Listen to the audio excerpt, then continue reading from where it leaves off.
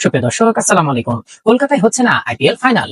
আবহাওয়া অনিশ্চয়তার কারণে বদলে গেল IPL 2025-এর play of O final ম্যাচগুলোর venue. কলকাতার ঐতিহ্যবাহী ইডেন গার্ডেনে ফাইনাল অনুষ্ঠিত হওয়ার কথা থাকলেও বৃষ্টির শঙ্কায় তা স্থানান্তর করা হয়েছে আহমেদাবাদ নরেন্দ্র মোদী স্টেডিয়ামে। একই ভেন্যুতে অনুষ্ঠিত হবে কোয়ালিফায়ারের দুটি ম্যাচ। 20 মে একাধিক বৈঠকের পর ভারতীয় ক্রিকেট বোর্ড বিসিসিআই এই সিদ্ধান্ত জানায়।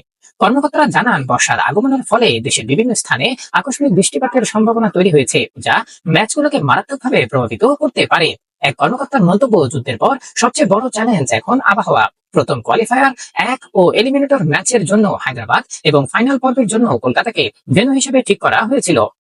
গতবার চ্যাম্পিয়ন হওয়ায় ইডেনে ফাইনাল আয়োজনের দাবি তোলে cricket association of Bengal CAB, কিন্তু সম্ভাব্য বৃষ্টিপাতের কারণে সেই সিদ্ধান্তে পরিবর্তন আনা হয়েছে।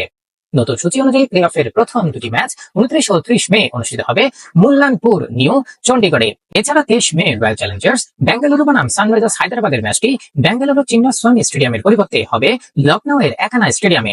বিসিসিআই জানিয়েছে, আগামী 15 দিনে আহমেদাবাদ ও নিউ চণ্ডীগড়ে বৃষ্টির সম্ভাবনা সবচেয়ে কম। তাই প্লে অফ ও ফাইনালের জন্য এই দুটি ভেন্যুকে বেছে নেওয়া হয়েছে নিরাপদ বিকল্প হিসেবে। সুপ্রিয় দর্শক, এভাবে মজার মজার খেলা সংবাদ পেতে আমাদের সঙ্গে থাকুন। ধন্যবাদ। আসসালামু আলাইকুম।